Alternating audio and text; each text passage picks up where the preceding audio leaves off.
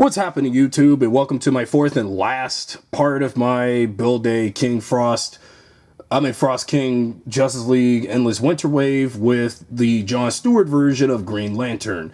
So now that I have gotten to this point for the videos, I finally got around finally saving. I had to save the Green Lantern the best for last, and because, you know, I'm just excited that I finally got my second Green Lantern in the Multiverse line and my very first John Stewart Green Lantern, because again, my first introduction to this version of the Green Lantern was, of course, in the DCAU and Justice League Unlimited.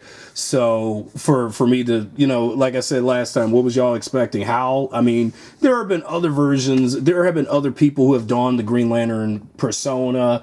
I mean, Simon Baz, which I've covered before a few months back. But John Stewart is now my second Green Lantern. Well, this particular version, and I will soon get the John Stewart Green Lantern from Justice League Unlimited, from the McFarlane Multiverse line whenever I have the chance to soon.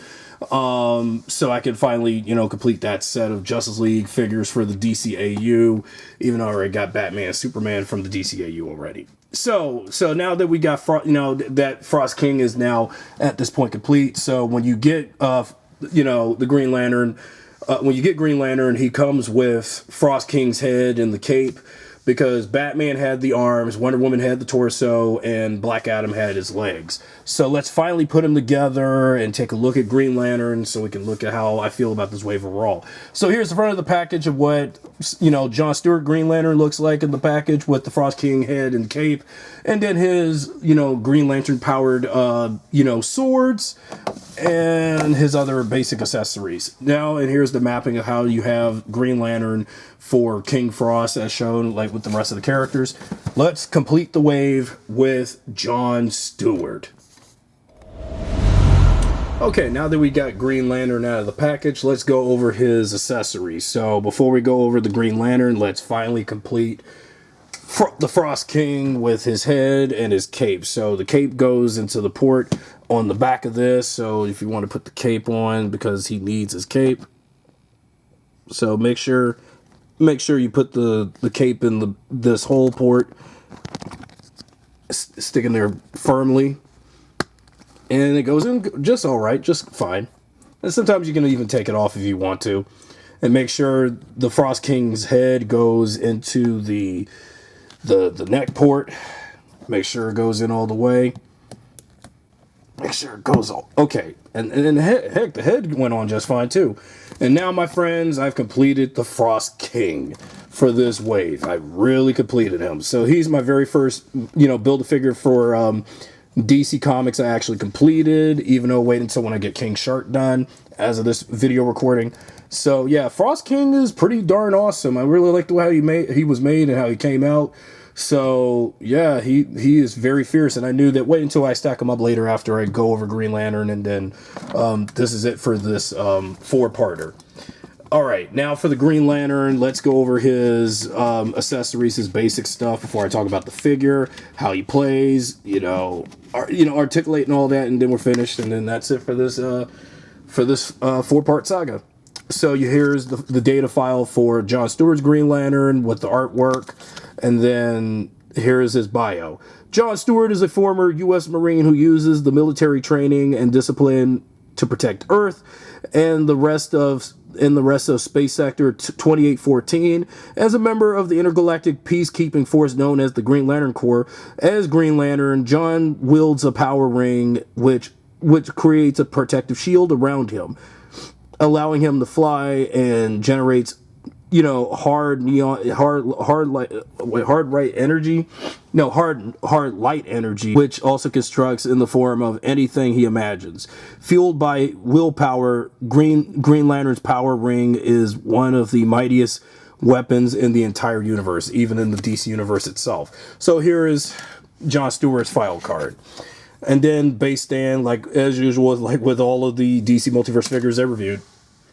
The only battle weapon accessory that he comes with is these 2 dual energy swords from his power ring as a Green Lantern. So yeah, that's awesome that I got some new Green Lantern weapon accessories for my Multiverse collection. Awesome. And I love the neon green on these as the light is picking up on this effect on these translucent swords too. That's awesome. Now let's go over Green Lantern and see.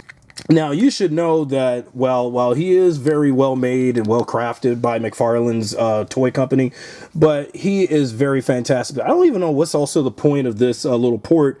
It's not like you put the cape on Frost King and put it on the back of Green Lantern. No, that's not possible. I don't think so.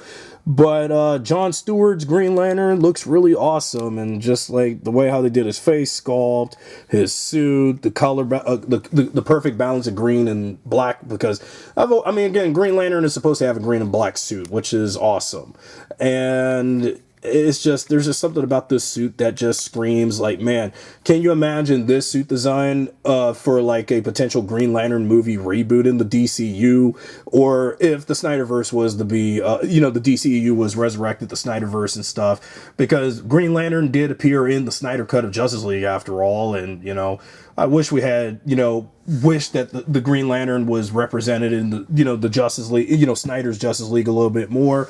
But yeah, it's kind of great that we finally got, it's great that I finally got a Green Lantern, a John Stewart Green Lantern in my collection. Even though I do remember back in the day, back when Justice League Unlimited was out, I believe I did have a Green Lantern action figure back in the day. It was John Stewart's Green Lantern, I think.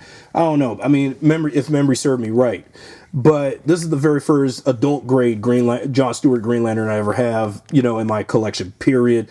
And it's just, I just can't stop looking at this Green Lantern, and just look at how the suit is just made and everything. All right, now, and plus something about that face sculpt of John Stewart. I mean, it had me thinking, David Ramsey, who plays John Diggle in the Arrowverse, particularly Arrow, because in spoilers for the final episode of Arrow in season 8, when Diggle he had dug out a box and it was glowing green, they was hinting potential of Diggle being the Green Lantern in the Arrowverse. Yeah, but like, it's just that facial likeness kind of can look like him a little bit. All right, but now on to articulation, and then let's see how he stacks. But he's already standing right behind Black Adam, Wonder Woman, and Batman. Okay, so let's go over the articulation real quick. His head can turn around all directions, and then his head can pivot up and down, left and right. And then his butterfly joints are, well, especially on this arm, is pretty loose. I don't know what's with that. Again, McFarlane loves to have his butterfly joints on his figures very lanky and loose. And let's see, okay, abdomen crunch. Now, I should also point note that this part of the abdomen, part of the suit is rubber. So you can move the abdomen over and around a little bit too, because I think to inflect that this has got to be an armored Green Lantern suit for John. So yeah, as it inclines. So his abdomen crunch is kind of like this, but you can also see a little bit of actually nothing underneath this plastic rubber armor piece for the stomach area. And also there's some rubber on the back of the suit too. So that's something to take note.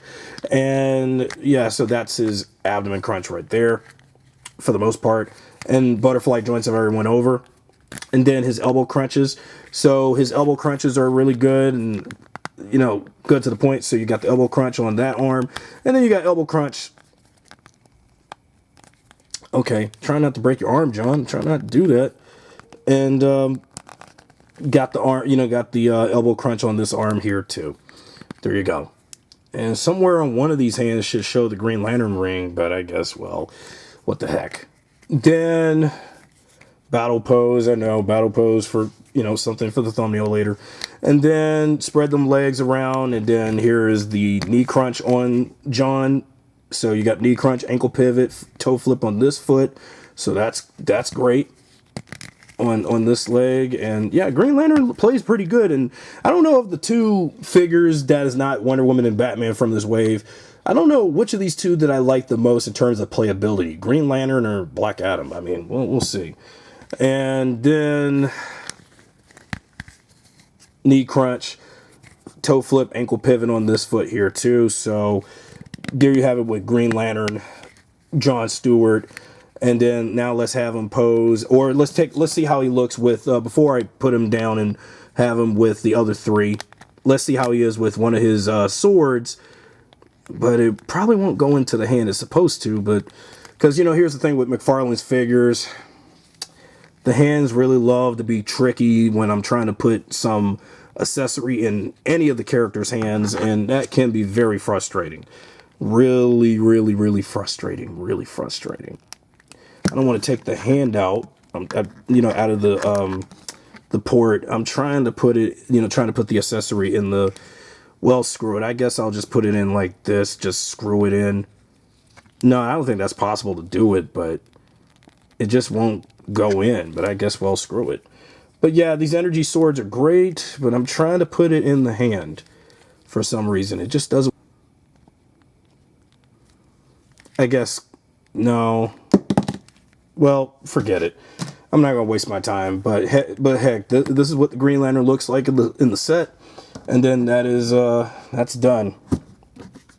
So this whole pack of figures for this wave is complete. And here is the well, I actually put the Frost King at the very back because he is a very tall figure. And just look how, like I said, since the start of this video, you know, since the start of this 4-parter of these reviews, that he was going to be, you know, Frost King was going to be bigger than these 4 would ever be in the set. So I was like, man, he is like really, really big. He's like standing probably about like 9 inches, but I don't have a ruler, so I can't really determine. But he is really like tall. He's like taller than Wonder Woman, Batman, Black Adam, and Green Lantern, and he's just really like that tall. Like, and also Wonder Woman's not standing very well. So let me give my overall final verdict on this wave of figures in the multiverse, since I finally completed a, you know, build a figure, you know, collection for the DC multiverse. Well, next will be again the King Shark stuff for Suicide Squad 2021. Okay, so here is my overall verdict on this wave of figures. Okay, they were good figures, and I'm glad that I got the whole set just to do this build-a-figure gimmick. And I'm really impressed with the selection of characters, if only if it included more members of the Justice League, but I guess maybe, I don't know, maybe if there was like more characters that also appeared in the Endless Winter comic, like Superman, Aquaman, Flash, Martian Manhunter, whoever in the Justice League at the moment in that comic. And since we do have Batman, and we do have Wonder Woman, we do have Green Lantern, the John Stewart version, and Black Adam, I mean, it's great that I have the entire, you know, roster of those characters, but if only if there were other variants of them from the Endless, you know, of other characters from the Endless Winter comic, like Superman and Martian Manhunter, like I said. But it would have been great if they did do that. But well, again, Endless Winter was whenever that was, and so just take it if I will. This was a good set of figures. If there was a figure I liked the most, definitely either Green Lantern or Black Adam, because, you know, they did, you know, articulate well, and I did like the presentation on those figures. Got to give them 4 out of 5, you know, individually. Batman and Wonder Woman, however, now Batman, unfortunately, no offense to the Dark Knight, but this figure was kind of the weakest because of like the amount of plastic for his like leather coat, his fur coat and all that. So he's a 2 out of 5 for me on this set. Wonder Woman was okay, and you know, my first Wonder Woman figure ever, but she's a 3 out of 5. So this entire wave of figures overall for me is just an all right thumb up. You know, it was a good set of figures though. But if there, like I said, Batman was definitely the weakest of the set because earlier on I broke his like right leg for some, you know, on purpose. But I was trying to get his leg up, but it just, again, that part of that end of his right side of his coat just wouldn't let me. So that really sucked. And, you know, Green Lantern was great, even though just recently did him. And then also Black Adam. Black Adam was definitely cool in his own right for the set too. So that's it, and how I feel about these figures for the Build-A-Frost King wave of Justice League. And it's, you know, finally completed a Build-A-Figure set. So for the DC Multiverse, this is my first Build-A-Figure set I ever completed. So if you enjoyed these videos, and this one in particular, be sure to subscribe, hit the bell notification whenever I put out a new review video, vlog, or whatnot on the channel. Until then, I'll see you guys next time. Subscribe, drop a like, and share this video with your friends, and then thanks for watching.